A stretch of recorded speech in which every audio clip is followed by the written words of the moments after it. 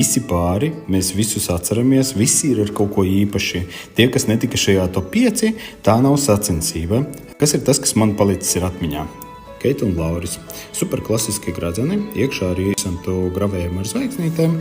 Piedāvāja vienas zvaigznītes vietā ielikt briljantiņu. Ieva un Rihards. Viņi būs bļaviņi. Lakonisks gravējums ar margrietiņām iekšā. Kuri briljantiņi? Vīrieša gradzenam apgravētas sānu malas. Vita un Gatis. 2 materiāli gradzeni atsauc uz lielvārdas jostu.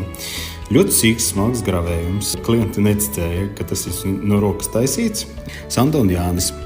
Vecmāmiņas dotā monēta. It kā nekas sarežģīts nebija šajos gradzenos, bet bija ļoti izaicinoši tikt vienā krāsā.